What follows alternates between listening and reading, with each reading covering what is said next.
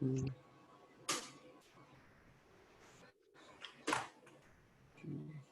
Steve. Hi, Hey, Steve. How you doing? I'm doing great. Yeah, how are you, Scott? Yeah, I'm brilliant. Thanks. You're very still. I'm yeah. I'm in a very dark Smile. room, so You're from the UK then originally, eh? yeah, yeah. How did you Well, end up over there in Toronto then? oh, I'll send you a video, Steve. It's a long story. They usually are, aren't they? Yeah. Yeah. Okay. Do you want to come on, Bob? Yeah. What's it? Okay. Here we go. Let's bring in Bob on. How is Steve? Hey, Bob Proctor, how are you? Doing good. How are you doing?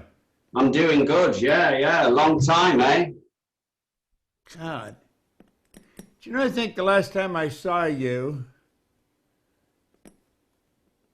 did you have a Bentley convertible? Yeah, we did. Quite a few years ago.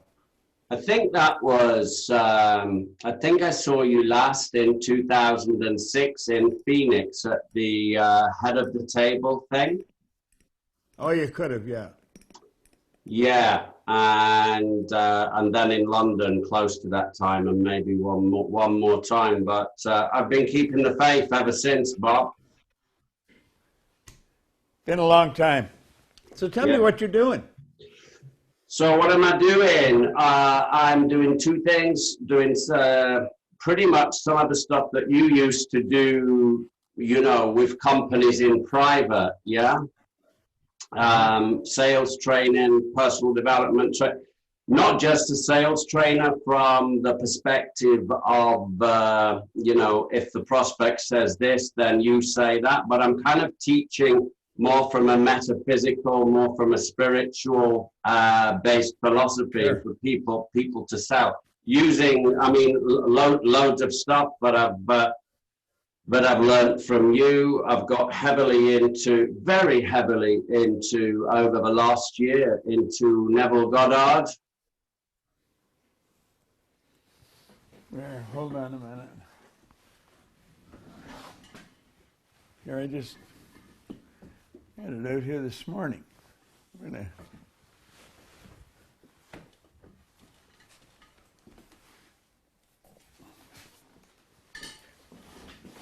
Here he is there. Yeah. I love that book. Well, I haven't got my That is one reading of the- glasses on. That's something which has changed since I last saw you. I need reading glasses. What's the title of that book? Power of Awareness also includes Awakened Imagination. Yeah. Oh, thanks, Scott. This is a great book. Yeah. It looks like you've thumbed through it a few times. Yeah, a couple of times, yeah. Yeah. Well, there's a lot of Determined people. imagination, thinking from the end is the beginning of all miracles. Yeah. The future must become the present in the imagination of the one who would wisely and consciously create circumstance. You know, I was coaching, or I do coach a woman in England or in Germany, and she said something in a meeting one day. I don't think I'd heard it before. That success is 5% strategy, 95% mindset. Sure. And when she said it, I just knew it was right. It sounds good, doesn't it? For sure. Well, the more you think about it, Steve, the more you're going to realize it's accurate. Success in anything is 5% strategy, 95% mindset. You can have the greatest strategy in the world. If your mindset is wrong, you're screwed. Yeah. Nothing's going to happen. I get it. Totally. I think some of the stuff that I want to cover today, we're going to go into that. I mean, I want to.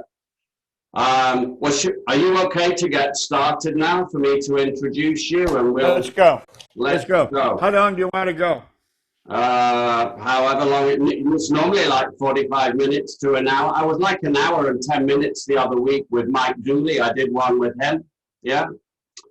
He's a good guy, isn't he? Yeah, he is. You know, the last time I went to Florida, I went to this Disney village called Celebration, and he came down and had a drink with us because he doesn't live too far away.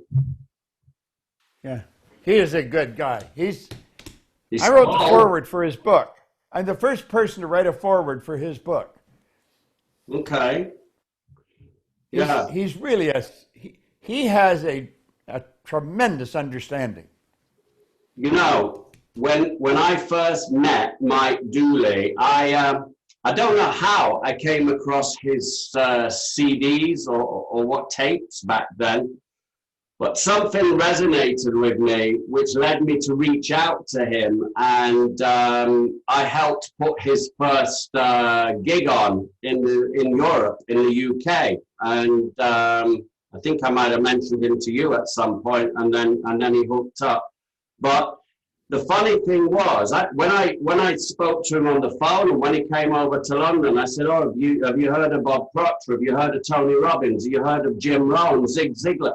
And all this was stuff that he had gleaned insights from the universe, yeah, himself. He wasn't working off the back of what he'd learned off other teachers and other people, which so many of us do.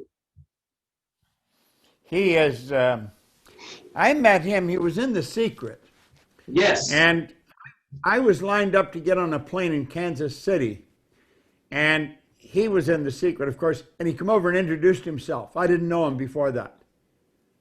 And I just liked him right from that moment. He's such an ordinary guy. There's none of this false nonsense, that he's not pretentious at all. He's what you No, see is what you.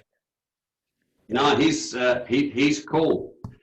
And He's the real deal. yeah, and he's very tall as well. Yeah, he is. Really tall. All right, fire away anytime you're ready. Okay, so hello to all you people watching. Welcome to today's edition of the QCast. And my guest on here really needs no introduction, but I'm going to give him one anyway. He's someone who's been a massive inspiration to not only me, but to millions of people around the world.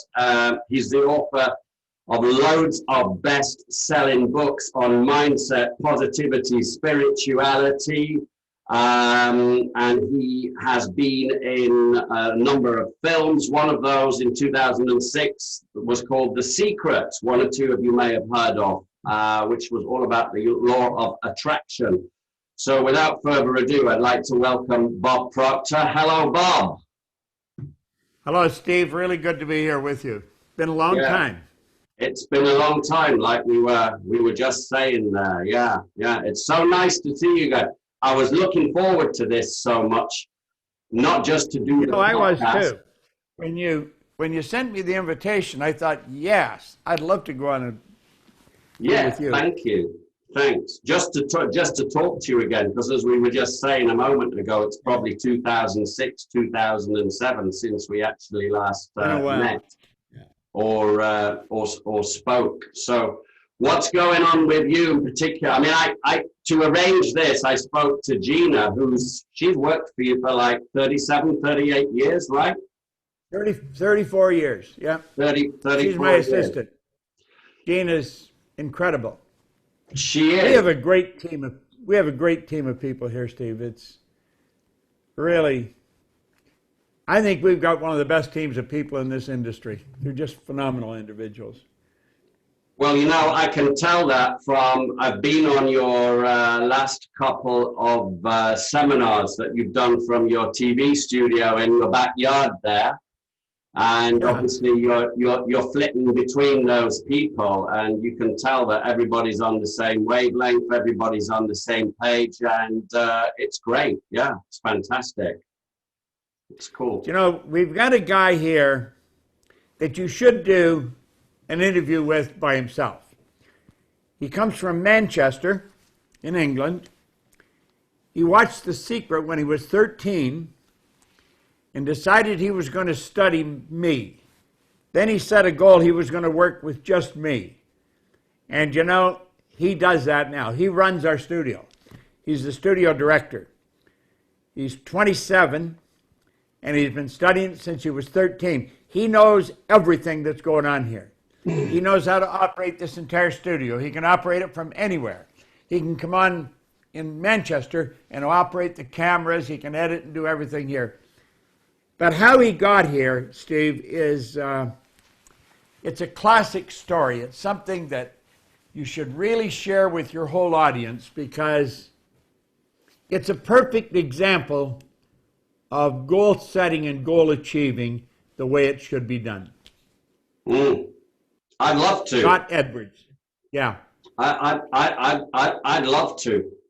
Gina told me, now you don't mind me mentioning that you're 86 years old because I know you mention it sometimes. And she said that the whole team are running round and they're trying to keep up with you. And I've heard you say before, you know, age is just a number. Yeah. Well, I think you're as old as you think you are. I don't spend any time thinking about it. I've often had people ask me how I stay so young, and I tell them I don't hang around old people. And that was, you know, it sounds like a joke, but it's actually the truth.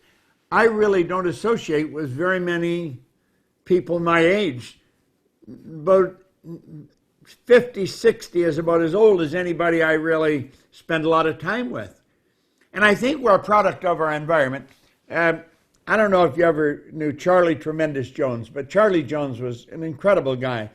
And he said, we're the product of the books we read and the people we associate with. And I'm inclined to agree with him. Yeah, I reckon so. I'm thinking I'm still in there for you to talk to me for the next few years because I'm 55 now, so I've got 5 years to go till I'm 60. So keep in touch. But you're just a kid, Steve. Yeah. Well, the thing is, I feel like a kid. You know, sometimes you do meet people occasionally, bless them, that you know they're in their late 20s or early 30s, and you feel like you're talking to someone who's retired or ready to. You know, but it's a mindset thing. But yeah, I want to go to a Bob Proctor seminar when you're doing it on your 90th birthday. I'll come anywhere in the world to that. And I want to go to a Rolling Stones gig when Mick Jagger's doing it on his 80th birthday. Because you are, to me, you are the Mick Jagger of personal development. You just keep going. Yeah. That's great. Well, when you consider the alternative, Steve, it's not very good. So I just love what I'm doing. When you consider the alternative, it's not a hard decision, is it? No, it isn't. No. I read, you know, in France, you know, I lived in France for a little while, for about 6 years down there in the south. And when you go to the cash machine there, if you've ever done that, it says retrait. That's the French word for retrait, but it's a double word in France. So it means withdraw, take your money out, but it also means to retire as well.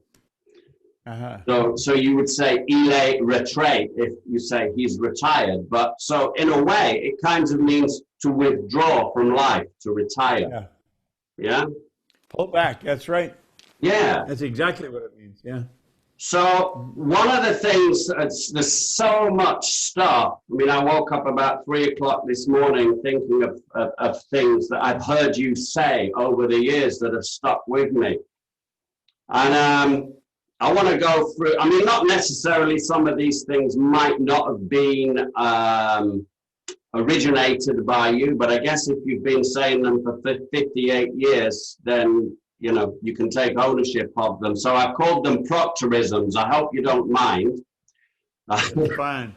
You know, one of the things that you say a lot of the time, I've heard you say, from abundance, there came abundance. And I'd just like to expand on these things for the benefit of anybody watching and for myself as well, please. That comes from the Upanishads. And it's from abundance, he took abundance, and still abundance remained.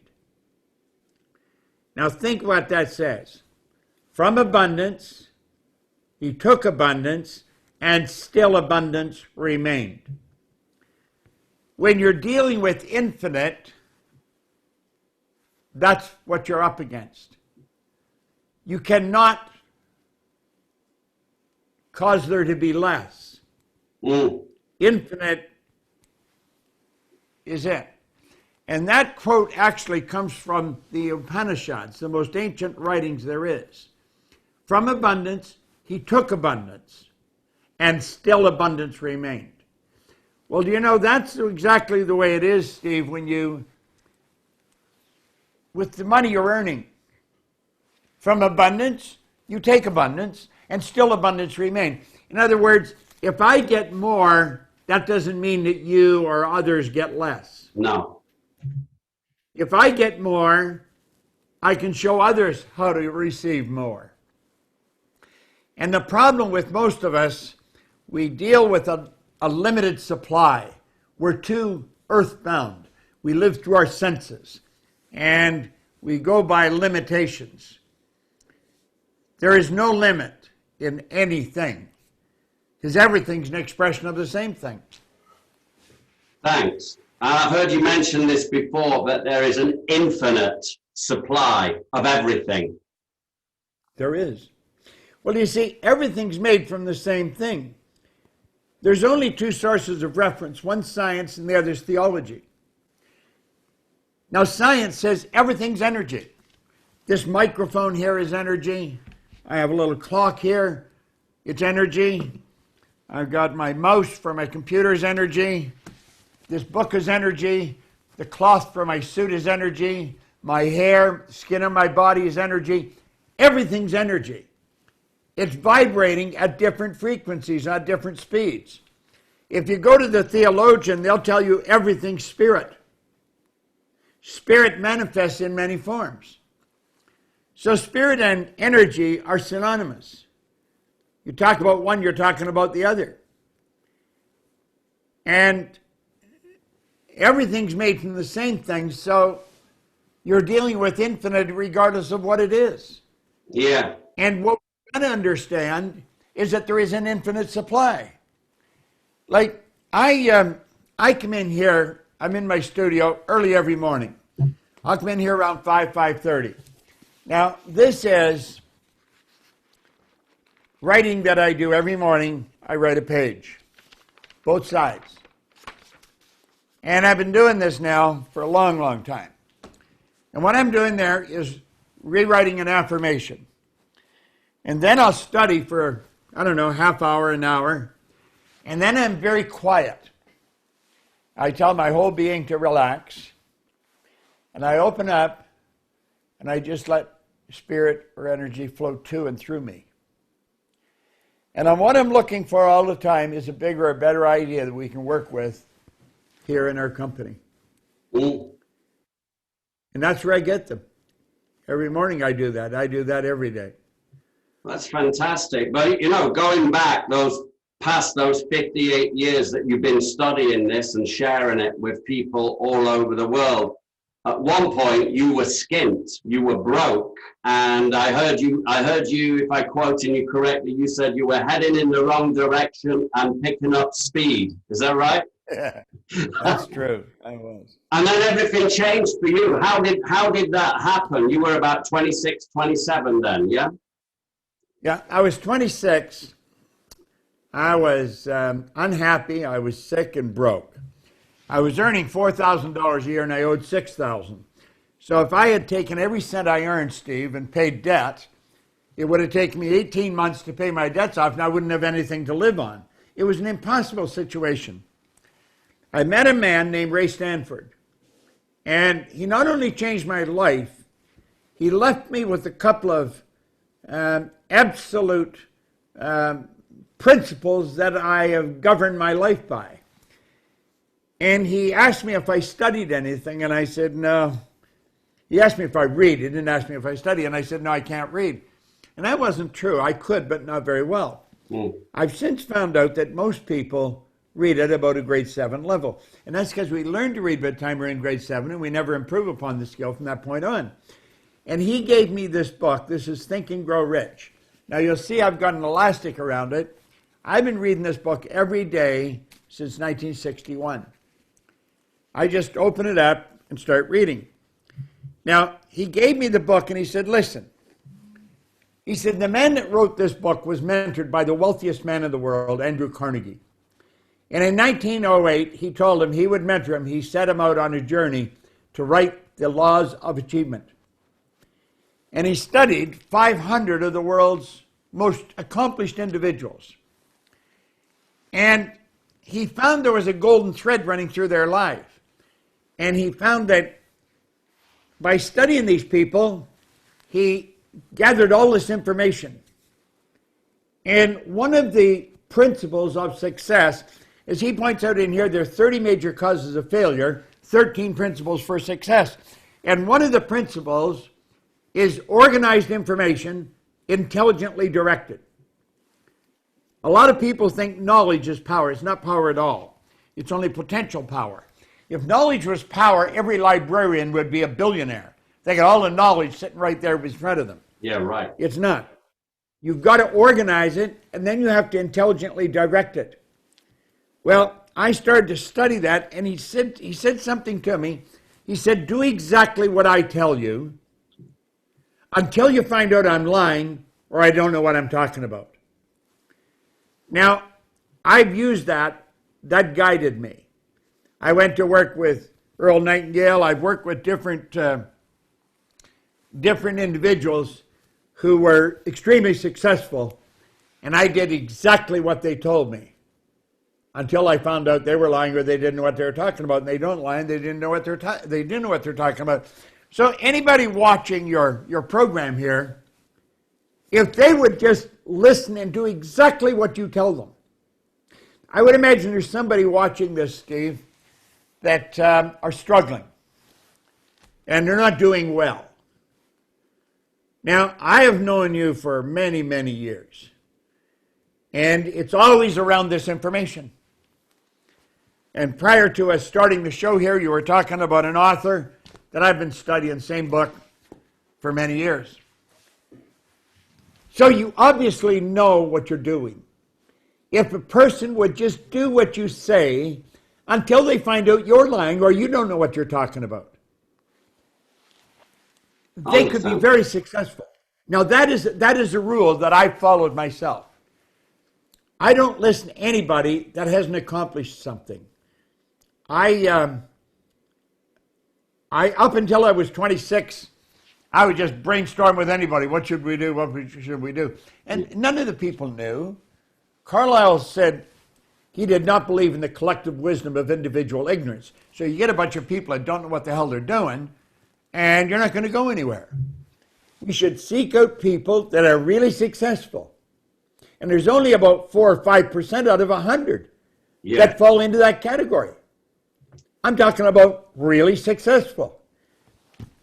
So I've always followed that. Like I'm doing exactly what Neville says. I do exactly what Troward says. I do exactly what Hill said. The people that are mentoring me today have all been dead for many years. But I read their books. I study what they've left us. And I do it every day.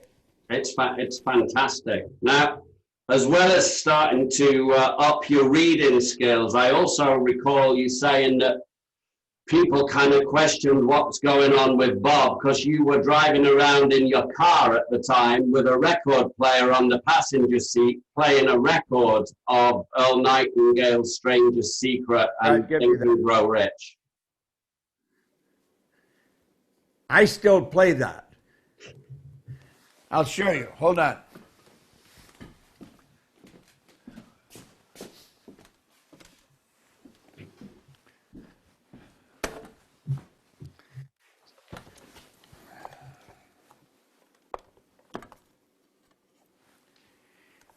This is a handheld record player. Wow. And I've been using this since early 60s.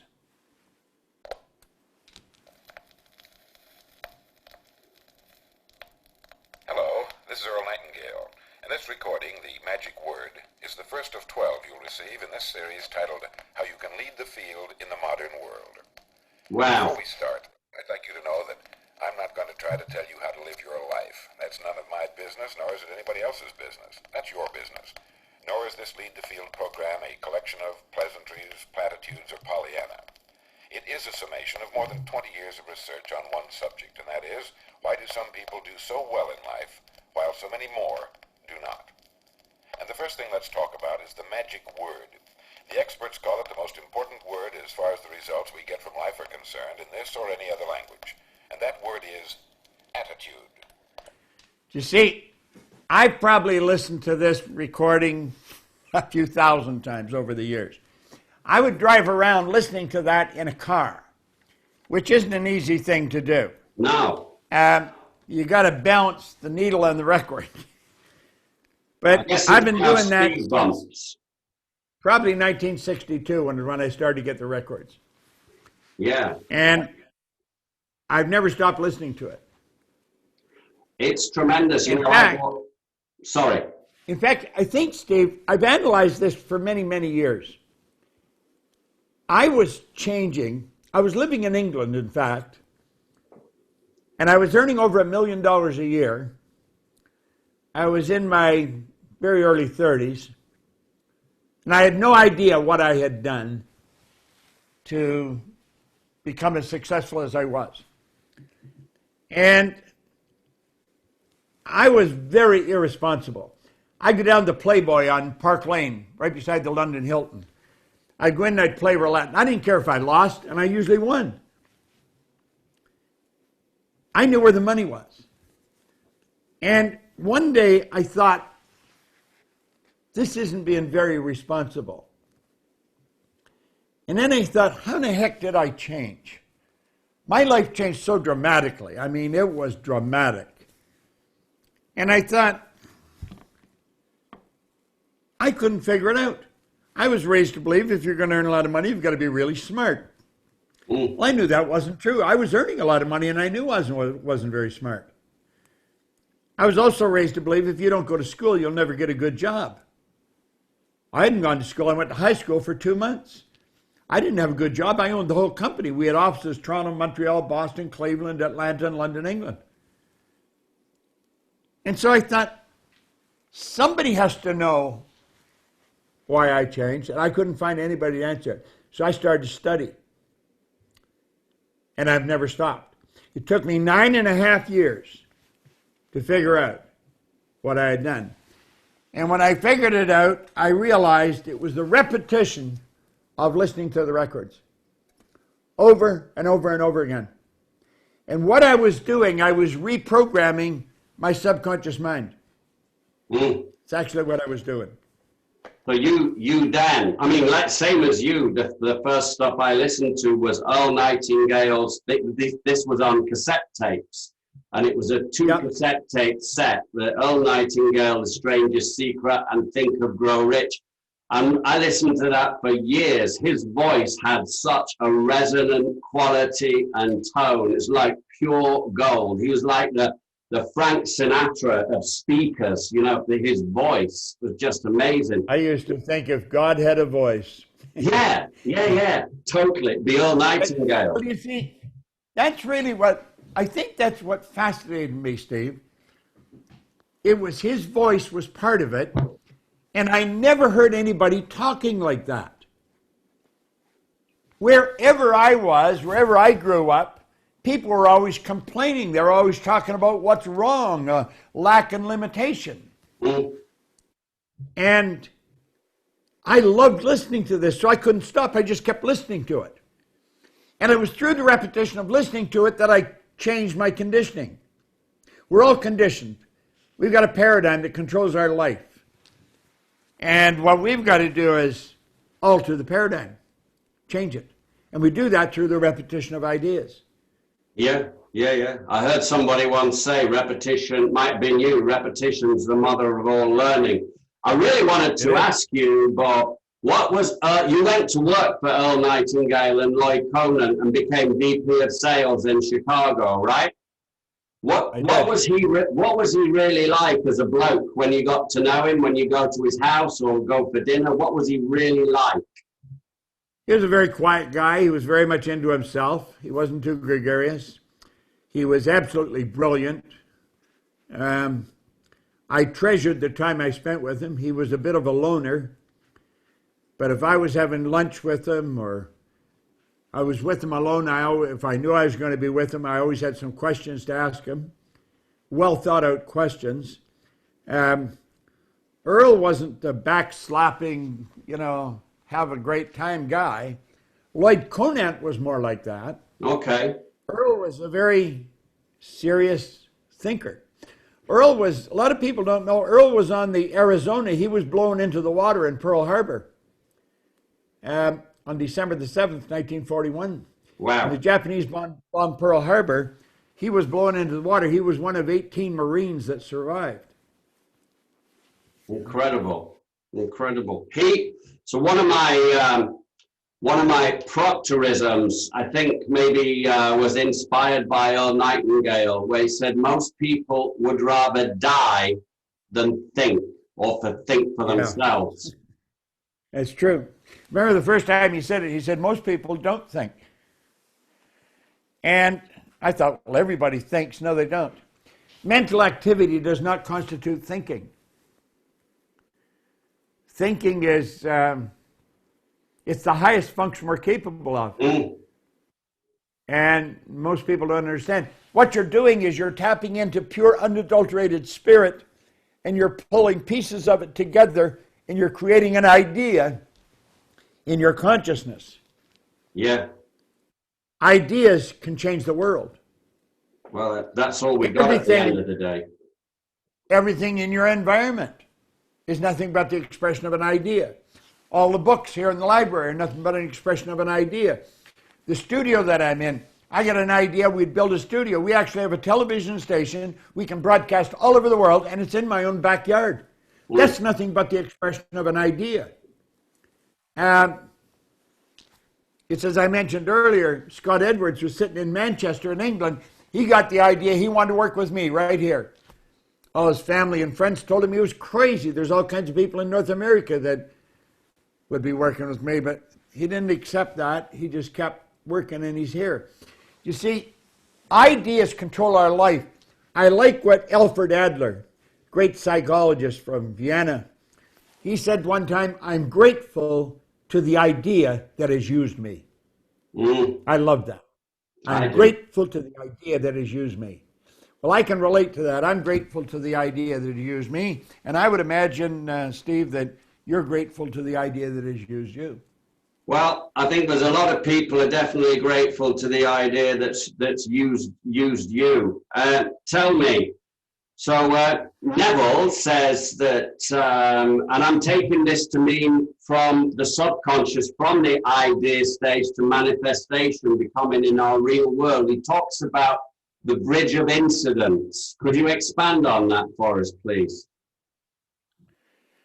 Well, you see, what we're doing, when we tap into the subconscious, you're tapping into universal intelligence. All the knowledge, all the power there ever was is 100% evenly present in all places at all times.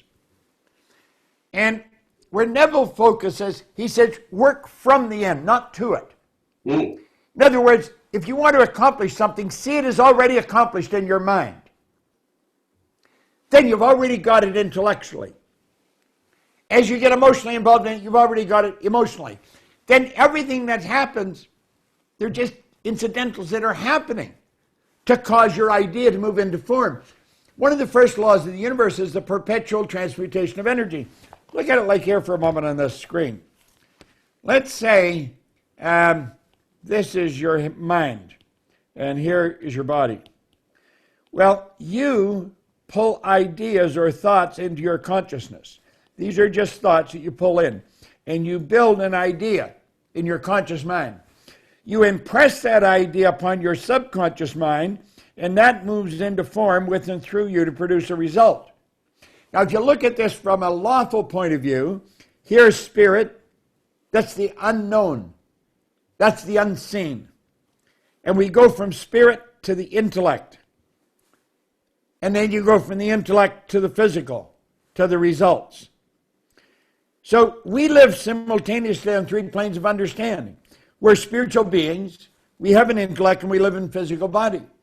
Well, spirit's forever moving into form. it moves into form, through form, and back into form. So we're forever creating results in our life. And that's just the way it works. It always has, and it always will. Sure. So we're working with the laws. This whole universe operates by law. Dr. Werner von Braun put it very well.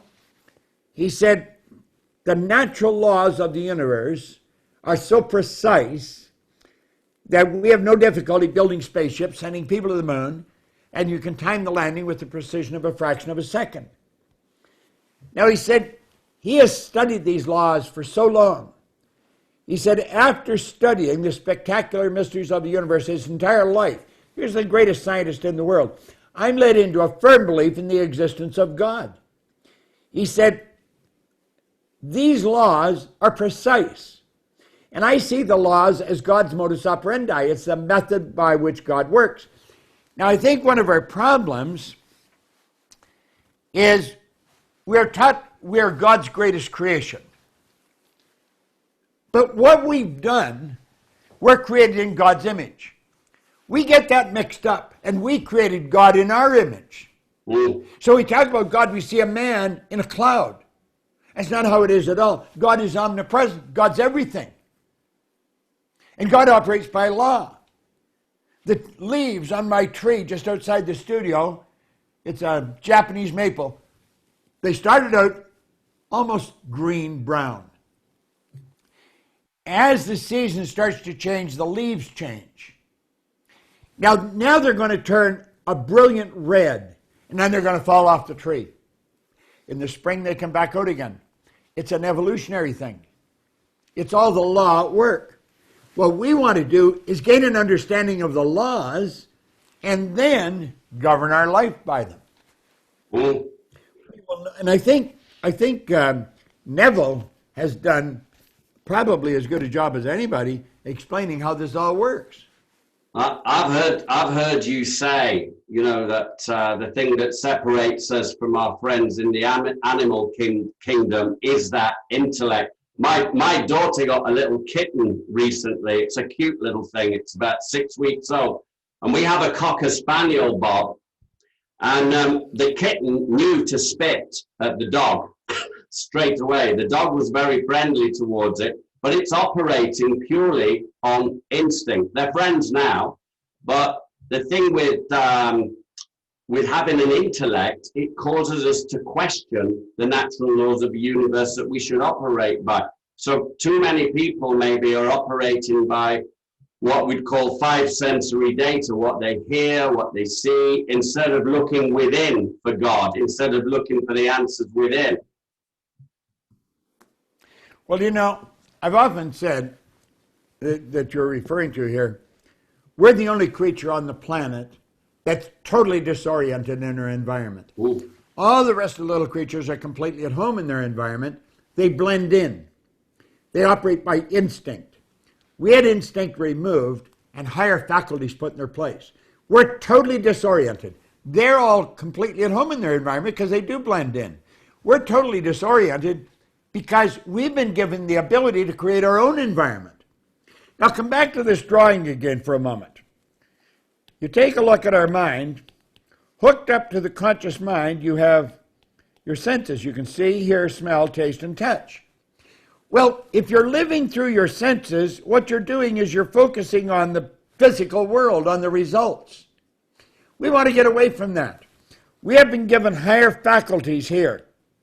We've got perception, imagination, the will, reason, memory, and intuition.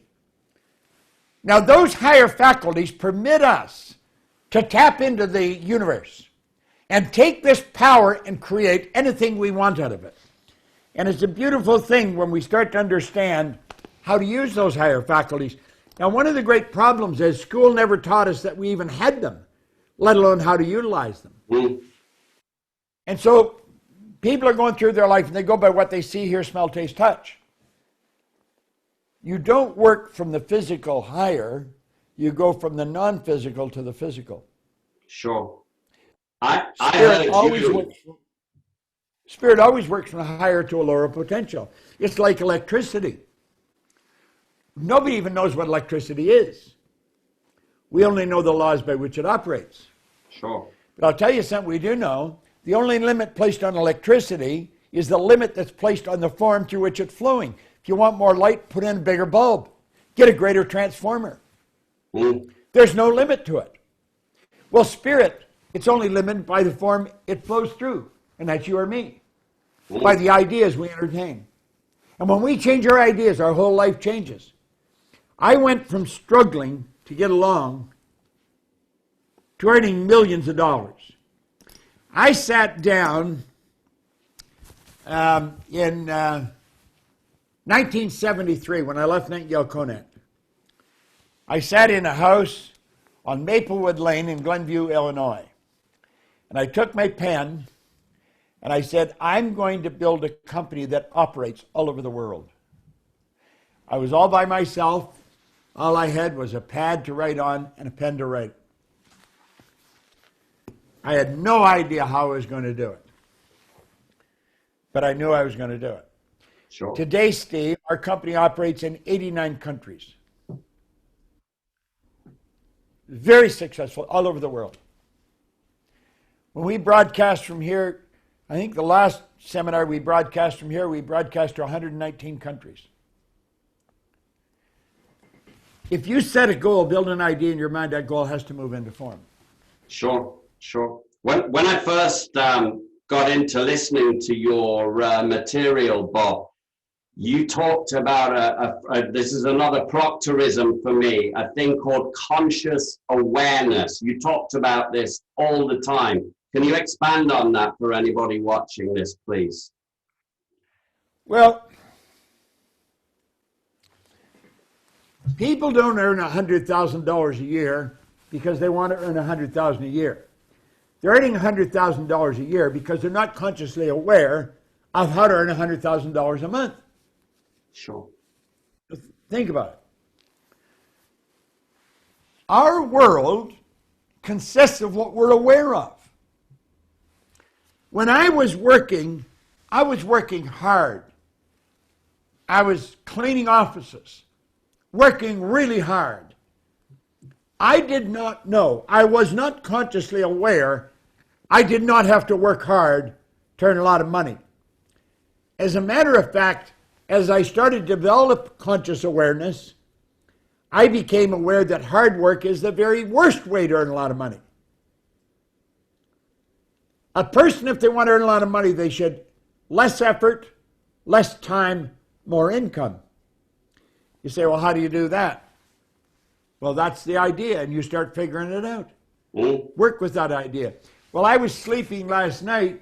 I had people in Australia, in Singapore. I was earning money because I was sleeping, they were working. And I get a portion of what they sell. You see, you can do that. You can earn more money when you're sleeping than you can spend when you're awake. But you've got to become consciously aware of how it's done. Yeah. When a child is born, they're not aware how to get dressed. They don't know how to put their shoes on. You'll see them trying to pull their pants over their head. Well, as they start to become aware of what this is a shoe, it goes on your foot. These are a pants, you put your legs in them. It's awareness that changes our life. Unfortunately, in school, we have become focused on development of the intellect. Get the degree, get the MBA, the PhD, get the degree. Well, you have all kinds of people coming out with degrees, but they don't do anything. They don't make anything happen. See, we've put all the focus on the intellect, the development of the intellect, and nothing on the development of awareness. We are truly God's highest form of creation. Let's become aware of what that means.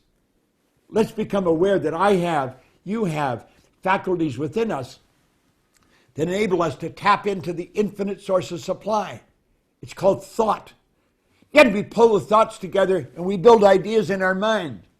Then we execute the ideas. Sure, sure. What you're doing with me right now is an idea that you entertained. You were going to set up a system where you would interview people and you would broadcast it and share it with your clients. There was nothing about an idea. You weren't doing this at one time. And you got the idea, so then you started to do it. You were telling me you had Tom Dooley on, Mike Dooley. Mike Dooley's a brilliant guy. He's a good friend of mine, but absolutely brilliant. Well, you get people like this and listen to them, you're going to develop an awareness. You'll become aware that there's something very, very incredible about you. Thank you.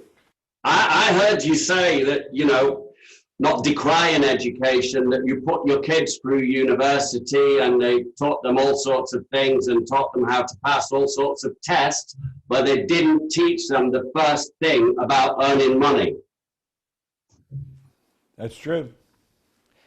I never made a decision for my children. I made them make their own decisions. The longest chapter in this book is on decision. And it's something most people never learn to do.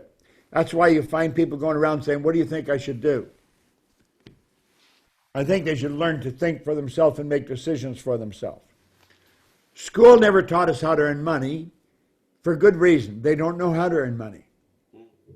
Teachers historically have never been properly compensated. And as long as they settle for what they're getting, that's all they're worth. The information they're sharing with us isn't very valuable. They just give us the book, read the book, answer questions about what's in the book, and if you answer them right, more often than not, you'll get a degree. Yeah. That does not prepare you for life. We've got to read the book, entertain the idea, act on the idea, change the end result. That is learning. If you're not living on the edge, you're taking up too much room. When I heard you say that, I love that. What do you mean by that? Well, you've got to really bet on yourself, Steve. I know that you are the kind of guy that does that. I do that. But I also know there's people on this line that are listening to us, and they don't do that because they lack the confidence. What if it doesn't work? But what I want to suggest you do is say, what the hell? What if it doesn't work? What's the worst that could happen? Do you think you'll be on the street? I've asked people that, and they'll say, no. Are you going to starve to death? No. I said, see, the worst that can happen isn't going to happen. Now let's look at what's the best that could happen. Go right out to the edge. Go where you've never been. That's how you win. You've got to keep going, going, going. That's how you develop a greater awareness. Steve Jobs put it very well. You cannot connect the dots looking ahead. You can only connect them looking backwards. In other words, you don't know how to get there, but you know you're going to get there. When I said I was going to build a company that operates all over the world, I had absolutely no idea how I was going to do it. I knew I didn't have enough money to do that. I knew I didn't know the right people, but I knew that didn't matter. I knew that if I built that idea and I go right to the edge, I mean, go as far as you can go. I think Carlisle said something about that. He said, when you get there, you'll see how to go further. You'll attract everything you need. If it's money, you'll attract it. You know, about, 15 years ago, I guess, I had been working for years, Steve, earned millions of dollars, but the company was struggling all the time. A lady came to our seminar. She was a securities attorney, absolutely brilliant. She would buy and sell banks for companies. She fell in love with what we were teaching. Well, to make a long story short, she became my business partner. She is the CEO and the president of this company. It's Proctor Gallagher Institute. Her name is Sandy Gallagher. And she's absolutely brilliant. We have made more headway since she joined us than I did in all the previous years. Now, I often think if I hadn't put in those previous years, she wouldn't be able to have done what she's done. But she told me when she started, she said, you know, most people in your position wouldn't do what they have to do. She says, you got to do exactly what I want to do. And I told her I would. And I've kept my word. I haven't agreed with her all the time. But whatever she said, that was the law. She's the CEO. Now, we're full partners. It's a 50-50 deal. I never argue with it. That's great. And so, PGI, Proctor Gallagher Institute, you're in all these different countries, and you have people who are sharing this information, selling this information on to clients, to companies, corporate bodies. That's how it works, yeah? Absolutely. You see, I think one of the things we have to learn, you not only have to know what you do know, you have to know what you don't know. You have to recognize what you're not good at. Andrew Carnegie gave Napoleon Hill some absolutely valuable advice. He said the accumulation of great wealth calls for power. And power is acquired through highly organized and intelligently directed specialized knowledge. But the person who accumulates the fortune doesn't have to have the knowledge. You don't have to know everything. You can get other people that know things. You can hire people. We have an absolutely magnificent staff of people in this company. I couldn't even become close to being as good at what they're doing as they're doing. I don't even try. I learned how to delegate a long time ago. I think that's one of the most valuable things a person can learn. Delegate it. Give it to somebody else to do. And you have to be prepared to let them make mistakes. You don't stand over watching every move they make. When they make a mistake, jump on them. Let them make mistakes. That's how they learn. That's all part of delegation. Yeah. If you really want to be successful, understand you don't have to know everything. And you're not going to know everything. That's great advice. I think this next thing I heard you quote is really, really pertinent now for people. In times of change, the learners shall inherit the earth, whilst the learned find themselves beautifully equipped to deal with a world which no longer exists. Hopper, right? Eric Hopper, right? That's right. I worked with Eric Hopper in 1969, 1970. He said, in times of change, the learners will inherit the earth, while the learned find themselves beautifully equipped to deal with a world that no longer exists. Well, but he also said something else. He said to learn, you need a certain degree of confidence. Not too much and not too little. If you have too little confidence, you'll think you can't learn. If you have too much, you'll think you don't have to learn. Now, I think, unfortunately, we both fall into all those categories. We all fall into both those categories too often. We've got to have a certain degree of confidence if we're going to learn. The learners will inherit the earth. I took that to be metaphorical for you, to be happy, healthy, and wealthy. But you've got to keep learning. I'm surrounded by books here, Steve, and records. I study every day, first thing in the morning. I get up 4:45, 5 o'clock. I immediately come to the studio, and I study. I know that if I don't get better, I'm going to get worse. I do know that everything's either growing or it's dying. It's create or disintegrate. I don't want to get worse. I want to get better. I want to be more effective this year than I was last year. I want to reach more people. I want to reach them in a better way. And to do that, you've got to learn. That quote of Hopper's is absolutely incredible. It's great, isn't it? It really is. When I heard it from you a long time ago, and then just when the whole, round about the time we met, actually, when the whole .com thing was happening, there was a guy on the radio from one of the big FTSE 100 companies, and they'd just been booted off by some nondescript .com. And the interviewer asked him, how he felt about it. And he obviously wasn't very pleased, but that was just a perfect example of someone who maybe They thought they were all nice and learned. They thought they had the God-given right to stay where they'd gotten to forever. And then, boom, along come these new kids, and your history, you're toast. That's happening all the time. And unfortunately, a lot of people, when they finish school, they close the book and they'll say, thank God that's over. I never want to open another book as long as I live. Learning is a lifelong process. It's an evolutionary thing. When it comes to personal growth, there's no finish line. You've got to keep going every day. And it's my own personal belief, when you leave the body you're living in, you're going to keep studying. Yeah. I'd like to think that too. You are a soul. You don't have a soul, you are a soul. And you're going to keep studying. Poverty of imagination and weakness of attention. This is something that you say a lot, Bob. Can you, I think I understand it. Can you expand on it, please? That come out of this book.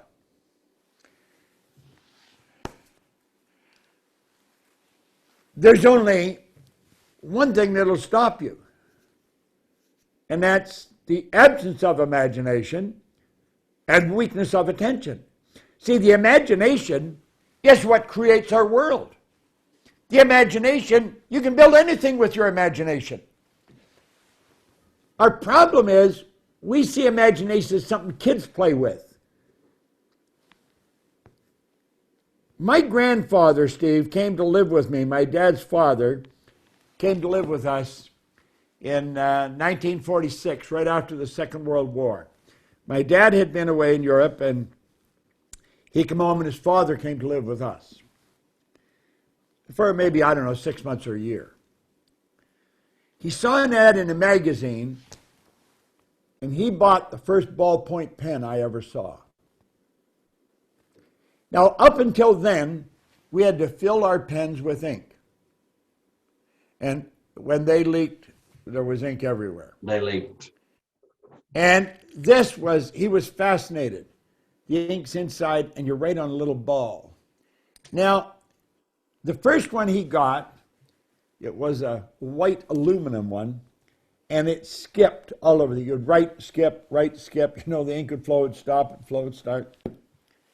This ink, it flows so freely. But that first pen was made by someone in their imagination. They thought there's got to be a better way for building a pen than what we've been doing. You shouldn't have to dip a pen in an inkwell and then write, then back in the inkwell and then write. And that's when the first ballpoint pen came out. Stop and think of the phone. When I was a little guy, not that little, I was 15, 16, before we got our first telephone. We didn't have a phone. And a lot of people didn't have a phone. When we got one, I remember the number. It was Oxford 3137. And it was a party line. There was probably 50 or 100 people on that same line. It was terrible. Now, why is that? Because we weren't aware of how to operate with energy, with frequencies. Now, we've all got our own phone. I got a couple of them. Here's another one over here, you see. And then I got this pad. I can use it as a phone if I want.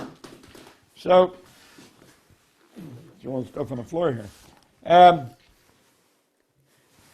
Someone became aware there's a better way to make phones. And now, we've got them. I can put it in my pocket. And this phone has more power than the first computer, or the computer that took the first rocket to the moon. Yeah. It's all locked up in this little thing that I can stick in my pocket. Well, that's a result of people using their imagination. That's a result of people studying and learning. We're dealing on frequencies. You see, I can dial your number. That means I get this phone on the same frequency as your phone, and we can talk.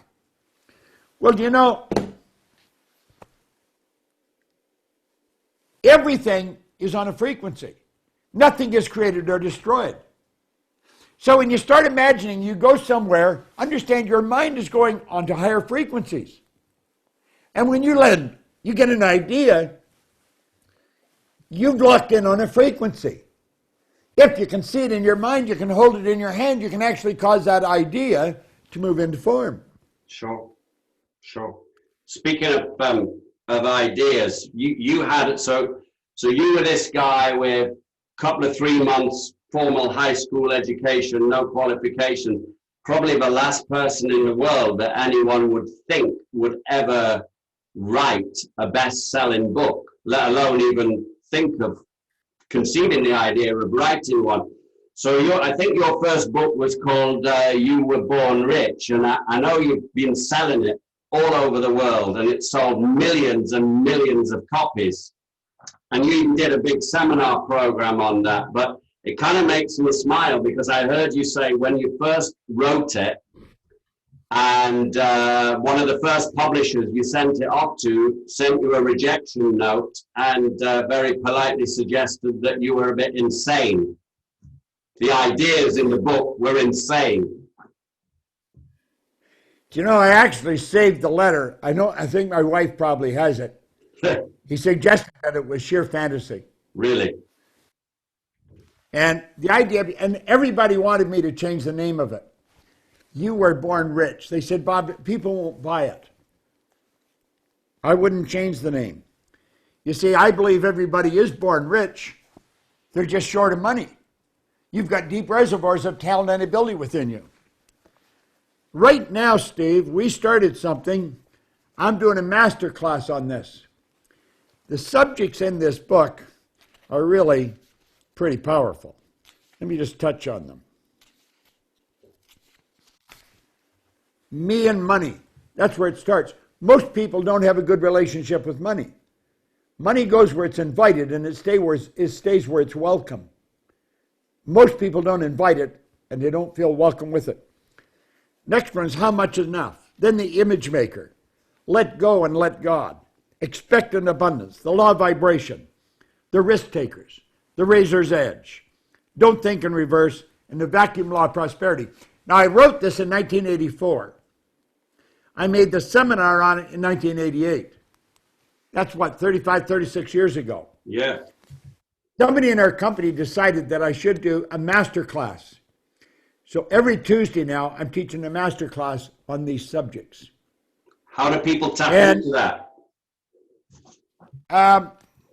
They just go to the company to Proctor Gallagher Institute, go to bobproctor.com, and they can see how they can get into it.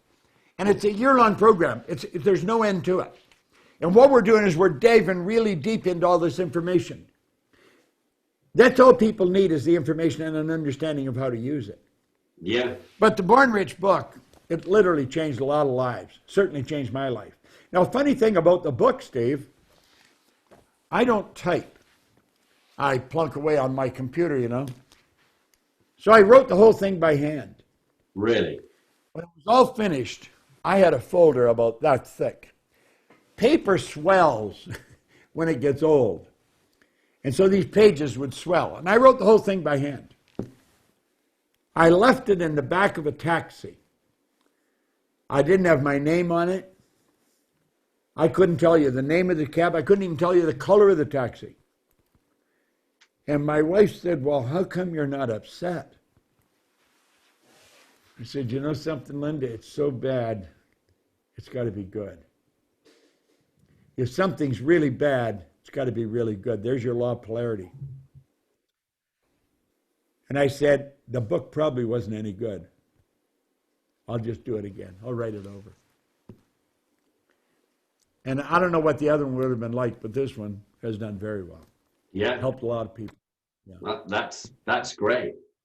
I love that. I was actually going to ask you about that as one of the Proctorisms that I got down here. You just said it though. Money goes where it's invited and stays where it's welcome. Can you just take that? That is a beautiful bit of philosophy. Can you expand on that, please? Well, most people talk about money. They say, money's not important. Well, that's absurd. Money's vitally important. Money enables you to extend the good you do far beyond your own presence. My business partner and I in our company, we build schools in Africa, and they've been doing that for years. There's thousands of children getting an education that wouldn't have got it if we didn't have the money. Money is an instrument to be used. So you've got to see it as something that's very valuable, and you should respect it, and you should invite it. I have an affirmation. I'm so happy and grateful now that money comes to me in increasing quantities through multiple sources on a continuous basis. I'm so happy and grateful now that money comes to me through multiple sources on a continuous basis. You've got to have good thoughts about money. Then money will come to you. Money is energy. Anything you're not in harmony with, you'll repel. Anything you're in harmony with, you attract. See, the law of attraction, The Secret talked about the law of attraction, but I never really explained it very well. The law of attraction is a secondary law. The primary law is the law of vibration. And you can only attract to you what you're in harmonious vibration with. Well, as you have good thoughts about money, you see great money, you see money coming to you and yourself doing great good with it, you'll start attracting it. The relationship with money, we have a relationship with everything, just people aren't generally aware of it. Yeah, I once saw you with that guy Jerry Robert, yeah, the guy who helps people write books, this stuck with me for so long, because this is like a long time ago. He said he was broke and he'd got his first book deal. His accountant rang him and said there's 60 grand in the bank. He'd never seen that type of money before, and he went shopping. And he said that he loved these bell peppers, but the paradigm that controlled him was when he was a kid, his mum said, no, we can't afford those, put those back, and she'd take them out of the shopping cart. And he said he just got 60 grand and he was about to reach for the bell peppers in the supermarket, and he stopped himself from doing it. And that's the paradigm controlling him, right? That's his relationship with money. Absolutely. Yeah. Oh, the paradigms are in complete control. It's a program in your subconscious mind. And unfortunately, the people that write the code for that program had no idea what the hell they were doing. Think of it. They're your ancestors. That information has been passed down from one generation to the next for years. It's too bad. It's hard to break free from. I remember my grandmother used to come to our house every Saturday afternoon. She'd watch the horse racing with my mom, and in between the races, or when we're in between them watching a film later, all they talked about was the price. Have you seen the price of carrots this week? How much they've gone up? It's like putting a curse on somebody. But you see, that's programming. That's the way they were raised. That's all they heard when they were kids. And so they grow up and they repeat it. When I raised my kids and I went anywhere, I always made sure they flew on the front of the plane. Fly first class. First time I went out for dinner in a real nice restaurant, they had silverware lined up on both sides of the plate. I didn't know how to use it. The waiter asked me if I'd like an aperitif. I didn't even know what they were asking me. I just said, no, thanks. I didn't know what they were asking. I was ill-equipped to go and even eat in a very nice dining area. Yeah. I made certain my kids weren't going to do that. I would take them to real nice places to eat. And I'd let them order off the menu for themselves. I didn't tell them what they would eat. I wanted them to be prepared for a better life, and they're all living a better life. That's, again, I think we've been in sync here, because another thing I'd written down that I've heard you say so many times is ride in the front of the plane and the back of the car, right? That's right. That's exactly right. You know, you talk about nice cars. Every time I think of you, I think of a Bentley convertible. We were outside of a building somewhere, and you had a Bentley convertible, and I was looking at it, I'd never really paid any attention to them before, and I thought, God, it's a beautiful looking car. They're nice. Yeah, yeah. You were working with someone else at the time. I've forgotten who it was. Yeah. I would, probably I can remember a guy called Kevin. Yeah. That's right. Yeah. He's good. He's good. What I really wanted to help people with is anyone who's watching this who is broke, but they've got an idea and they want to get that idea out there. They want it to manifest and they want it to make them money and turn it into business. What are Bob Proctor's sort of top 3 tips or top 3 sources of inspiration that somebody can fuel themselves with to give them muster the strength to do this? I'll tell you what, Steve, aside from that, I've got a program that I made, The Science of Getting Rich. It was The Science of Getting Rich that inspired Rhonda Byrne to make The Secret. I'm going to have, my son works with us, he's in charge of the affiliate programs. I'm going to have him contact you, and you can make The Science of Getting Rich available to all of your people. You can do a mailing on it. It's a phenomenal program. Thank you. And it's it helps people understand money and understand how to work with it, understand how to get it. But I'll have Brian contact you. Brian Proctor is my son. He'll be contacting you, Steve, and he will make arrangements for you to offer that to all your people. That's great. I mean, this is one of the books that that Lloyd Colan shared with you in his kitchen, The Little Green Book by Wallace D. Wattles. That's exactly right. It's right here. It's in my library. Little book's there. Can we talk about that for a second? The substance. I was living in a hotel in Chicago. Yeah. I was waiting to get a green card.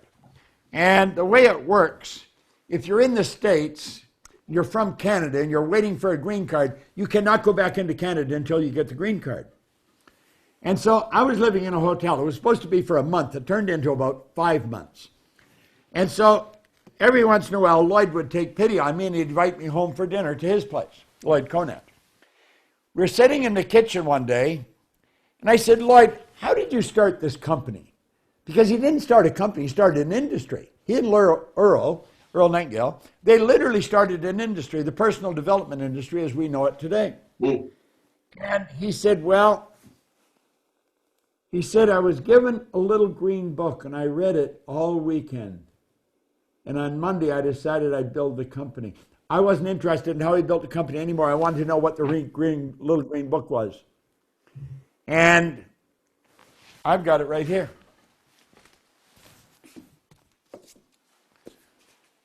There's the little green book. Science of Getting Rich. Wow. And I've got an original up here on the shelf too that I think Sandy gave me, or Mary Morrissey gave me. I started to study that. It was in 1968. And I've never stopped studying. So I made up my mind I was going to teach that. And I've put together a very good program on it. So you go right through and you'll understand it. And you'll understand then how to earn money, because that's what it's about. And that's what people have got to learn. But I'll have Brian contact you and make arrangements for you to offer it to all your people. That's fantastic. Thank you. I love that book. I love the way he talks about the formless substance. Yeah. Well, that's what spirit is. Yeah. Spirit is formless substance. And there's a great lesson in the book. It's on the first page of chapter 7. If anybody is troubled, if they have a problem, or mentally they're really having a problem, what they need is a mental adjustment.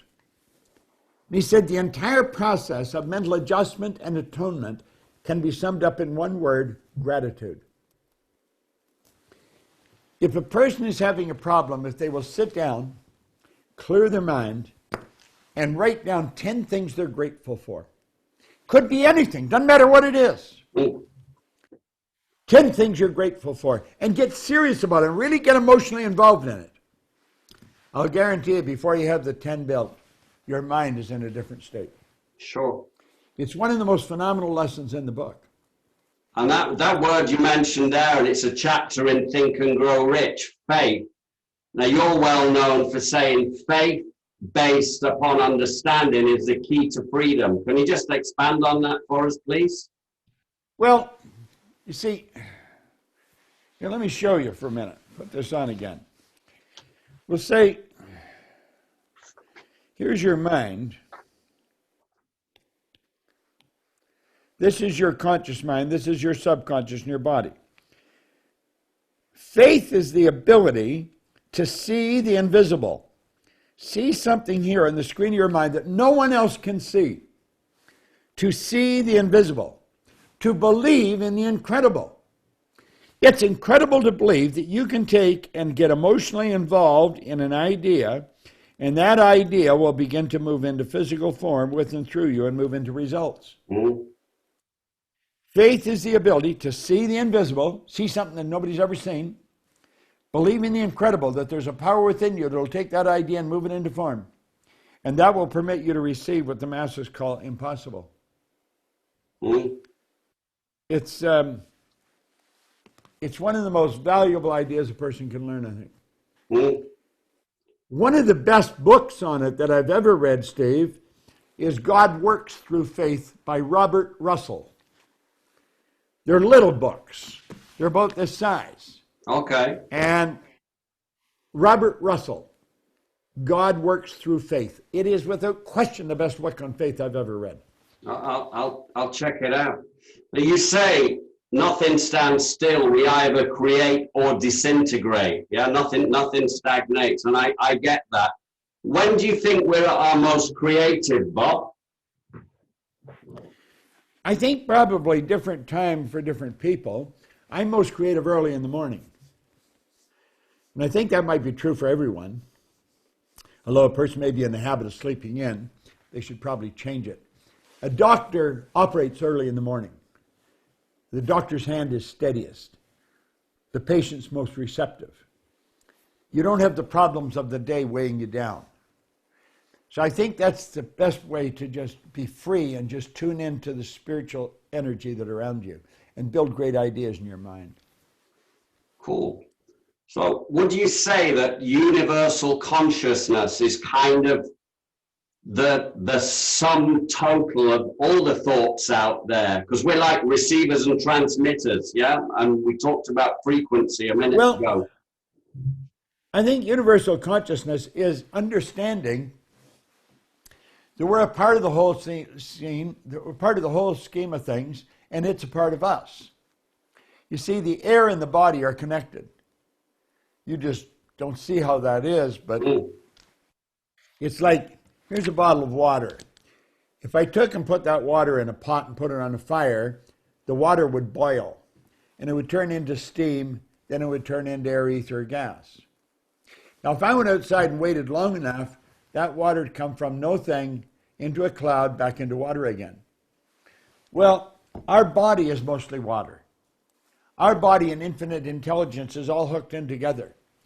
When we have an awareness that we are a part of universal intelligence, we are a part of it, then we'll know that we're a part of all there ever was or ever will be. That's why there's no such thing as a limit upon a person. There's no limits to what we can do. No, that's fantastic. Another of your well-used phrases, let the dead bury the dead. Here. See the sand in this glass up here? That's the future. The sand in the bottom is the past. All we can do anything with is what's right here, right now. We spend too much time worrying about the future and living in the past. Let the dead bury the dead. Let it go. Live right here, right now. I tell a story every now and then, Steve. My grandmother pretty well raised me. And she's been gone now for many years, but When I was a little kid, I guess she would be around 60, and I thought that was really old. I've since changed my attitude about that. Yeah, yeah. But she would always be saying, "I'll soon be gone, dear, I'll soon be gone." It's like being, "I'll soon be out of sand, dear, I'll soon be out of sand. I'll soon be gone."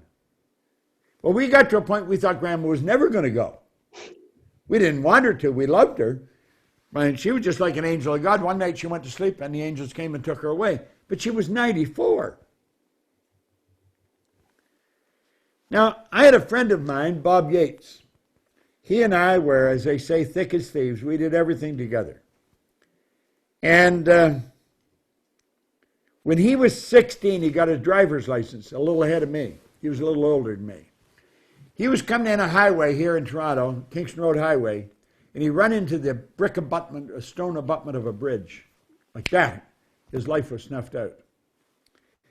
If you had asked him a half hour before how much sand he had left, he probably would have said half a century for low.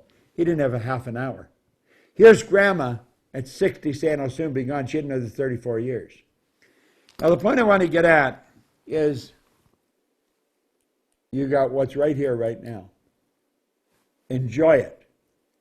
Live your life right now, because that's all you've got. Quit looking into the past. Let the dead bury the dead. It's in the past. Forget it. It's amazing. Enjoy the greatness of the moment and expect to increase good in the future. It's amazing how many people do walk around with so much baggage from the past, isn't there? You know, and they're emotionally, it's draining the life out of them. Yeah. We can't exclude this next phrase. Well, I can't anyway. Success is the progressive realization of a worthy ideal. That was from old Nightingale, right? That came from his Strangest Secret record. It's the best definition of success, Steve, that I've ever heard. Earl Nightingale came up with it in 1951. He died in 1989. He never changed a word. I got it in 1961, and I still believe it. I think it's the best definition of success. I have seen where a lot of people will take it and they've bastardized it a little bit and put their name on it, that they said it. But that was Earl's definition. He said it's the progressive realization of a worthy ideal. If we look here for a moment, we say this R represents where we are, and this star represents where we're going. And we're progressively moving in that direction. We're a successful person. Now, the R could be a student in school with a C and D average, and they're working toward an A and B average, and they're progressively moving in that direction. They're a successful person. It could be a business person who has maybe a $5 million estate, and they're working towards a $10 million estate, and they're progressively moving in that direction. They're a successful person. One equally as successful as the other. Yet it has nothing to do with what the star is. It has to do with the direction you're moving. The child in school, equally as successful as the business person. That's really cool. Why do you think that that people in general, most people shun away? They don't like change. People are not too comfortable with change, and I think that's a major, especially right now with stuff going on. People have got to get comfortable with change, right? Well, change causes discomfort. What you're doing is you're changing your paradigm. That causes discomfort. I don't think people reject change. I think they reject being changed. Ooh. When a person becomes aware, like you're aware, you're not rejecting change. I'm aware. I don't reject change. However, if I come to somebody that's say working for me and I said, "You've got to do this," they're going to put a wall up because I'm suggesting they change. People resist being changed. They don't resist change. They resist being changed. Okay. Now, there's so few people understand what's required to change that they don't do it. And most people stay where they're at, which is not a good place. And that's rather sad, but that's the way they live. You think people... Sorry, Bob, continue. Sorry, there's a lag. Well, if they would take the time, let's suppose a person's listening to this interview. They don't listen once, but they listen to it maybe 10 times. Something is going to sink in. They may be struggling. Maybe they haven't got any money and they're maybe out of work. Little do they realize they've got the potential within them to start their own company and became very, very successful. But they're not aware of that. By listening to this over and over and over again, they will develop an awareness. And it will start to happen. And their whole life will change. So awareness is the opposite of ignorance. You're either aware or you're not aware, which is being ignorant of the fact. And I once heard you say that really ignorance is the only thing that we've got to be afraid of. Yeah, that's the only thing we should be afraid of, the only thing we should shy away from. That's the only thing that causes fear, is the unknown. And that's like we don't understand, so we have a tendency not to want to go there. Ignorance can be replaced with knowledge, but you have to study. That's why Solomon, in his wisdom, he said, in all you're getting, get understanding. You've got to study. You've got to develop an awareness. And the beautiful truth is that anyone can do it, and anyone can change. They can change their life so dramatically. Like I've seen it happen so often, Steve, with so many people. Like I started this in 1961, so you can imagine I've run into a lot of people over the years. And all over the world. I've worked all over the world. China, Buenos Aires, all over Great Britain, Asia. And everywhere I go, people are essentially the same. They look different, they sound different, and they come from different cultures. Culture is nothing but a paradigm. It's group habit. But we're all essentially the same. And wherever you see a person doing something, that means anybody could do it.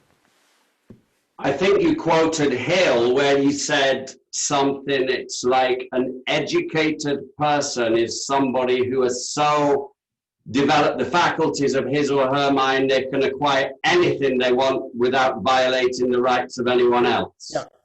He points out in here, he says, an educated person is not a person who has an abundance of general or specialized knowledge.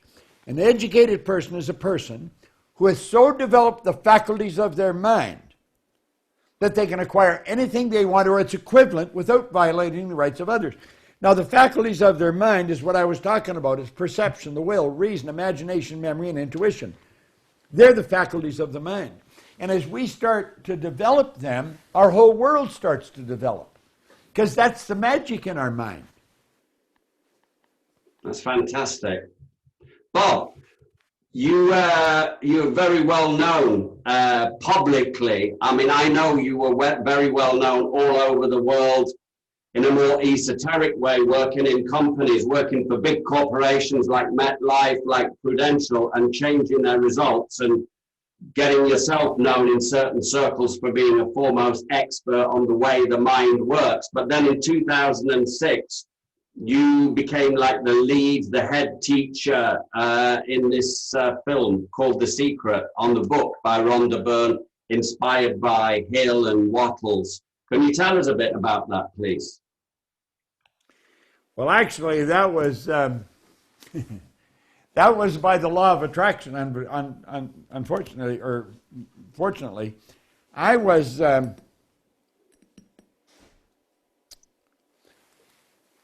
Glenda Byrne. Rhonda Byrne made the film. Her sister Glenda was working with her. She had my cell number. I'm not sure how she got it. She got it from somebody in Australia. They were from Melbourne, Australia. And she phoned and left a message on my phone. It was a very garbled message. I had difficulty understanding it. So rather than delete it, I just hit pound and it sat there. Well, after a while, I was in an airport one day and I was putting in time waiting for a flight, and I phoned Gina, my assistant. I said, Gina, my phone is full. Would you help me clean it up? And so I gave her this number. I said, now I think this is the number. It sounds like it's an Australian number, but I could be wrong. I think her name is Glenda. I could be wrong about that. It was a very garbled message. And she said something about a film. Well, Gina phoned me back about an hour or so later, and she said, no, you had it all right. She says, there's a film crew in from Australia. They really wanted you in the film, and they had trouble when they can't find you. And they're going back to Australia next week, and they're shooting in Aspen, Colorado, all weekend. And Gina said, isn't that strange? Bob's doing a seminar in Aspen this weekend. Wow. I checked in the hotel. I just walked next door to where they were, and I sat down. I was all dressed for the seminar. I sat down, boom, away it went.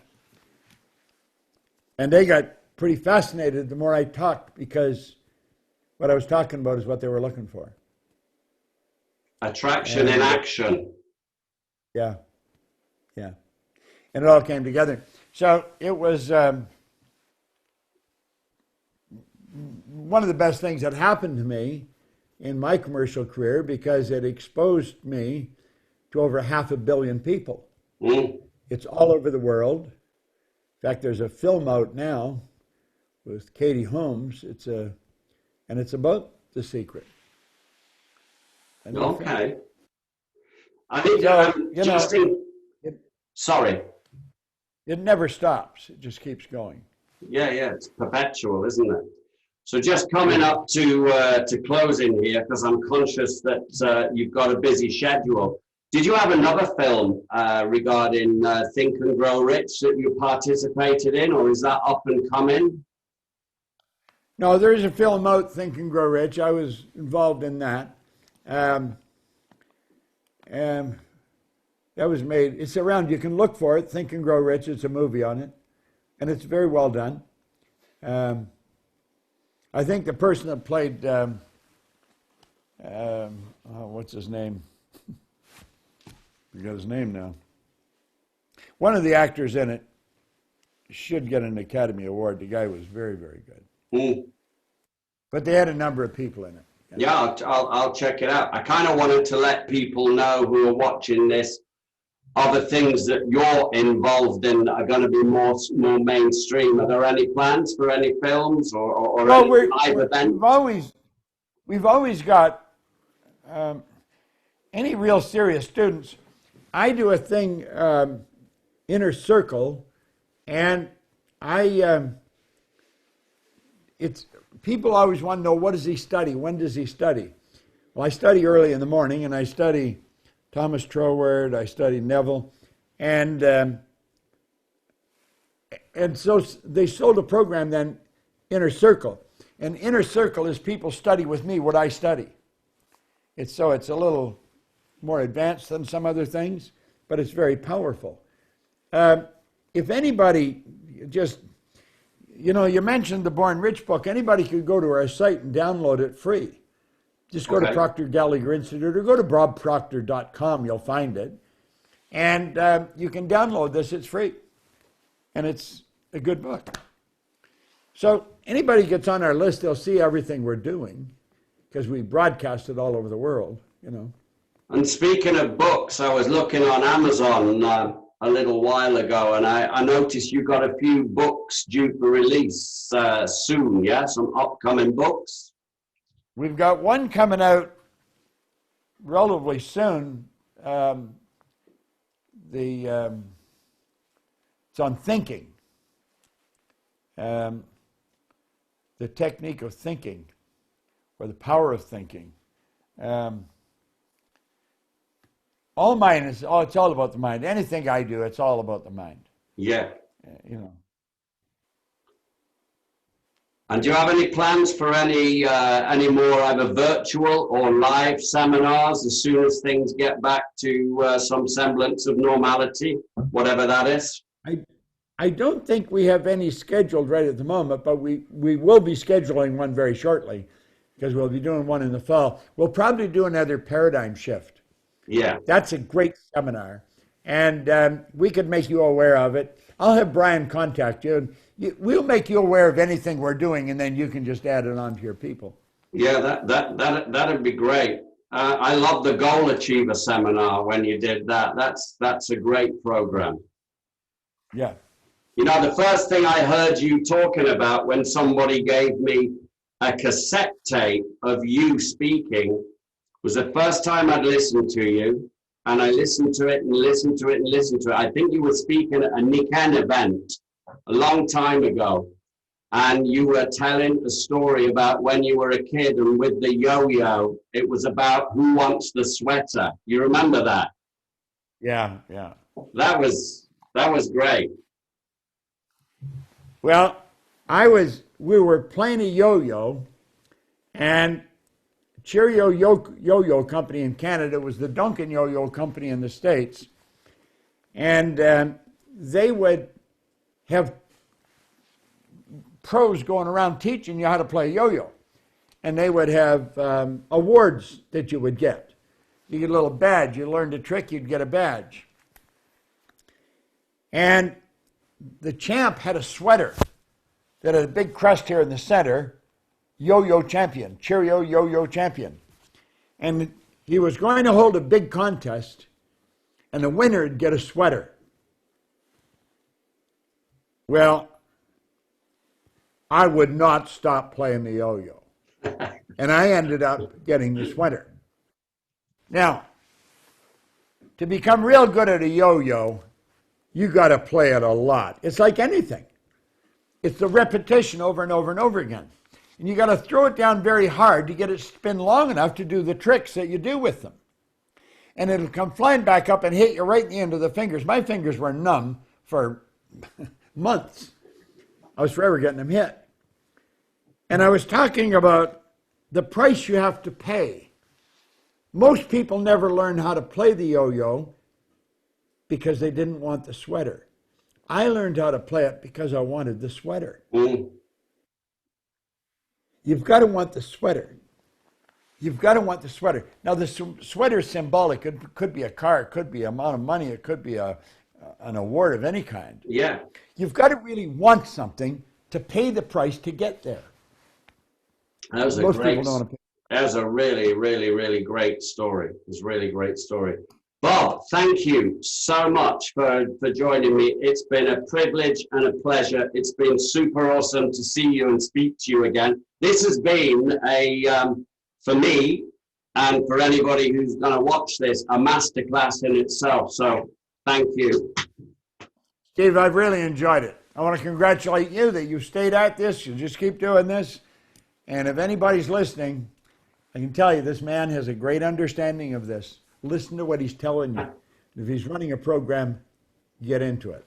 Thanks, so I want to Bob. thank you very much, Steve. I look forward to seeing you in the future, and I will have Brian get a hold of you so that you can let the people know what we're doing.